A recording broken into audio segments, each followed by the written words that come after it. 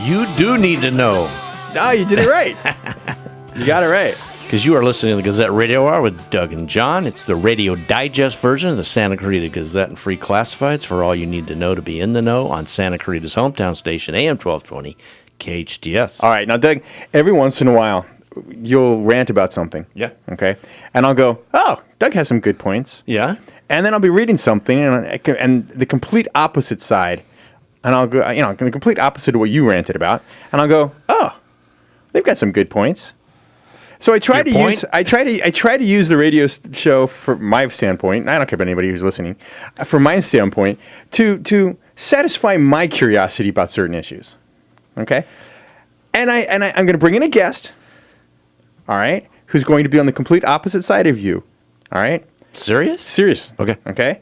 And both of your jobs are to convince me that your position is right. You're not going to argue against each other. It's going to be civil.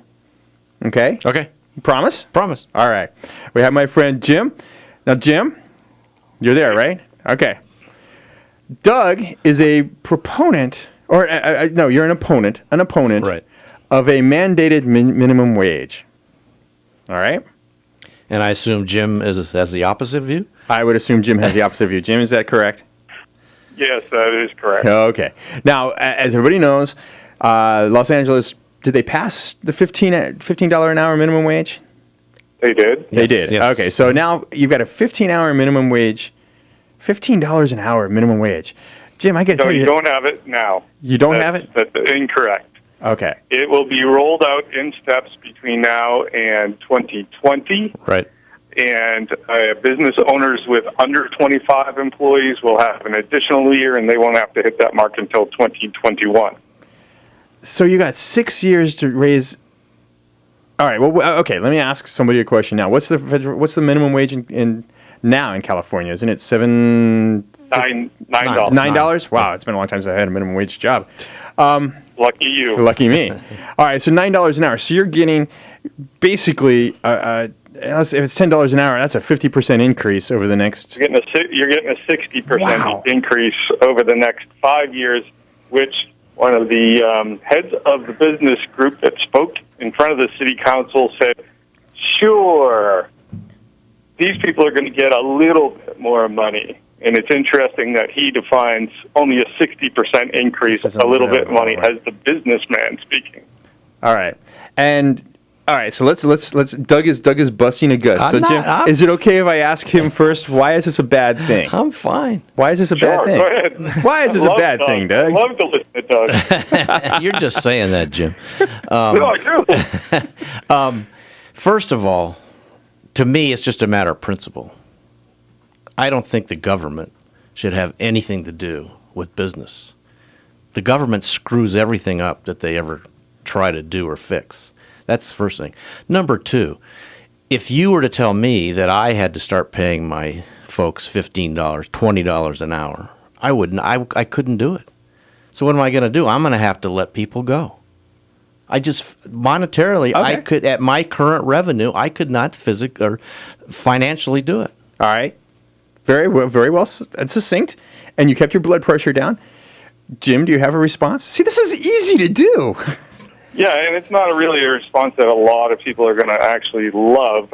We have a history. We know what's happened when there was no minimum wage, and we know that we had to put that in, and so that people get treated at least marginally well. But we also have a history of cities right now, San Francisco, Seattle, have gone ahead and raised their minimum wage. And guess what? Yes, some people lost jobs, some people lost businesses. And the interesting thing that I find in that conversation is everybody says these are all burger flipper jobs. And nobody should count on that, and that what these people that are losing, some of them are losing their businesses, are finding out that, wow, burger flipper jobs are the only ones that are out there, or at least the rate of pay for a burger flipper job is what's out there. We have in the country right now 3.6 million people in the country make the minimum wage or less, because you can make less than the minimum wage in the United States. Right. Perfectly legal. But that's not the key number. The key number is That's only 3.6 million. So that's what, half a percent, a tenth of a percent of everybody. 35 million people are making less than $10.55 an hour. Now you're getting into some serious numbers. That's $22,000 a year, basically. So that's before taxes. You're taking home $18.28 a month before taxes. Okay. To rent an apartment, to deal with housing, you have to show that you can afford whatever that rent is in a third of that pay. Okay. So a third of the pay of 35 million people is $548.60. In Santa Clarita Valley, you tell me who's going to be able to rent something for $548.60. But Jim, that's not the government's problem to have to solve that problem for these people. It is the government's No, it is problem. not. It's the you're circumventing the free capital system. Hang on. All right, guys, think your Where breaks. do you want those people to live then if, like you said, your business can't support that? My sense on that, and I've run my own business now for 12 years, and I've never taken on an employee, and here's why. If I take on an employee, that employee is my responsibility. If I fail as an employer and I have to let him go, I'm letting his family down. He's going to lose his house. He's going to lose his car. He's not going to be able to feed his children. And that's not a responsibility that I'm ready to take on. And I'm certainly not going to say, well, I'm going to pay you much less, and I'm going to build my business on your back. Ooh. And too bad. Good point. Doug, before you respond, let's take a break. Let your blood pressure settle. No, I'm fine. Okay, yeah, he says that. I'm fine. He's got white knuckles grasping the chair, Jim. You ought to see this. I should send you a picture. All right, Jim, you can hang on after the break, right? Because he's going to respond, and then you get to respond. And this is a civil dialogue, gentlemen. Good discussion. Good discussion. All right, you listen to Gazette Radio Hour for a change. You listen to Gazette Radio Hour with Doug and John on AM-1220 KHTS. It's about time. We'll be right back. We're back, everybody, on Santa Clarita's hometown station, AM-1220 KHTS. It's the Gazette Radio Hour with Doug and John.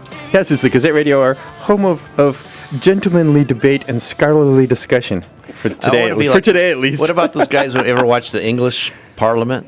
Oh no, the best ones are the men in blazers. Those guys who make fun of English soccer. That's great. Not to give anybody. All right, so we have which we'll talk about later. All right, so we have my buddy Jim on.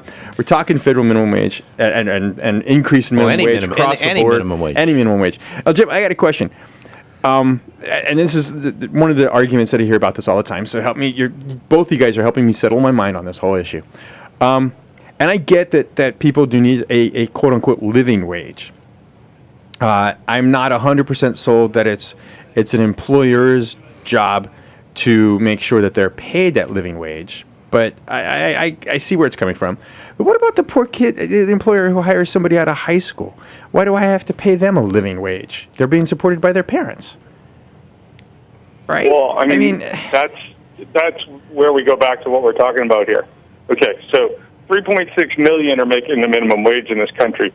It's an assumption. You're making the assumption that it's a pimply-faced 16-year-old kid who's flipping burgers at McDonald's or something like that. But isn't there a percentage of jobs that are that? But those numbers aren't true, and with the current unemployment rates, some parts of this country we have 12 and 13% unemployment rates. It's beautiful that we have this under 5% nationally, and that we all know that does not even include the people who have given up looking for work. So it's not just those pimply-faced kids. But some of it is, right? It certainly is. A very small percentage of it is. Well, I know. I mean, my daughter is going to be 16 next year. She'll be looking for a job. There are... You're correct. Your daughter's going to be looking for a job, correct, at 16. And what is she going to be doing when she's 18? She's going to be looking at college institutions. And she's going to be looking at college institutions that you and I went to nice, great universities, and we spent $60,000, $70,000. She's going to be looking at $250,000 if she wants to pursue that. So that summertime job now has to be even more. So the argument is the summertime job should get more for your summertime job because the cost of living has increased. If I'm extrapolating that out. Yeah, I mean, if you go back and look at the history, I did this last week. I went back and looked at the history of minimum wage and its increases and how far behind the cost of living it's gotten in the last 50 years. It's staggering numbers. All right. Doug? Are you okay? Yeah. To me, Jim, you're circumventing the whole, I said it before, the whole free enterprise system. That's not how America was founded. It's founded on the free enterprise system. And no, it was founded on slavery dragged over on for 400 years. So let's go ahead and be truthful and spot on. So it was the way it was intended. Free but labor. if they would, and we could get into, I could go on all kinds of sidebars as far as regulations and laws that are freezing up businesses' capital, and why you have the highest or the lowest labor participation rate in the history of this country right now. I just don't think it's the government's place to tell me what I have to pay somebody or to tell anybody. It's just not right, Jim. We tried it the other way and it didn't work. It didn't work for who? It didn't work for anybody. We were except for the plantation owners. I mean, it was Jim. That was how many years ago? Come on. I'm talking about right now. If you want to make a living in this, if you want to do well, nobody helped me out. I flipped burgers for $3 an hour. I had to make my own way, and that's what we've lost in this country. You're turning this country into a socialistic country where you're handing people something they don't deserve. Somebody to make $20 an hour at McDonald's, the business demand isn't there for that, and it makes no sense for the government to come in and mandate that. I will argue that with a very good factual point, and. Australia and the U.S. are very similar in economic situations. Our dollar is basically the same. They're actually taxed a little higher than we are, and they charge the exact same price for a McDonald's quarter pounder with cheese in Australia, yet they pay their employees $16.92 an hour. They have kind of the EPA regulations that McDonald's do here? Everything's pretty much the same in Australia. We're very, very, very like in our, and we have indigenous people that were. I wonder. Yeah, that's Doug. Doug raised a decent point, and this is something I know you'll probably look up. I wonder if the cost to produce a product that you can use. In law school, it was all widgets, but use a quarter pounder. I wonder if the cost to produce a quarter pounder or McDonald's profit margin on a quarter pounder is the same here as it is they're bringing in the same Chinese beef that McDonald's US is bringing in. Beef? I thought it was horse meat. No, wait. Tastes good to me. The horse I bet on the Kentucky Derby is going to be my quarter pounder next week. These are all commodities, so they're all traded on a commodity market out of Chicago. It's like. Yeah. Everyone buys commodities at the same price. Yeah, the only commodity that's a different price is labor. All right, Doug, your last point. I'm done. Okay, Axel, Jim, your last point. Well, the interesting thing to me is that Doug's product that he sells would be immensely helped by people having more money in their pocket because. People would be buying more things. Disagree, There'd be more washers and dryers being bought. So there'd be more ads being put into that paper. But it's interesting to me. If you put more money in people's pockets, they spend it. But you're artificially doing it. It has to be through free enterprise and demand. So we cut taxes. Yes. Absolutely. That's what would do it. Less regulations, Jim, less taxes on a corporate scale and personal income tax. That's how everybody would get to the wage that they should be.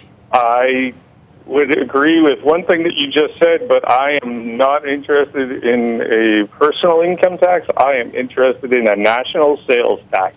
I can't disagree with you there. Look, I'm ready for that. We can all hold hands and sing Kumbaya right now. This is awesome. I've done a good job. You know what? If everybody, and this is why I'm a libertarian, not a liberal, as most people would want to nail me down, because I am a firm believer that we're equal. So let's everybody be treated equal, and don't cry to me that you're going to buy a luxury yacht and you're going to pay more. Well, you're buying a damn luxury yacht. There you go. There you go, Jim. All right, Jim, thank you so much. You've kind of settled in my mind. I can see both sides now.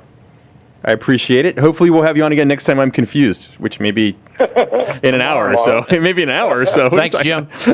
All right, you're listening to Gazette Radio Hour with Doug and John on AM-1220 KHTS, Santa Cruz hometown station. We will be right back.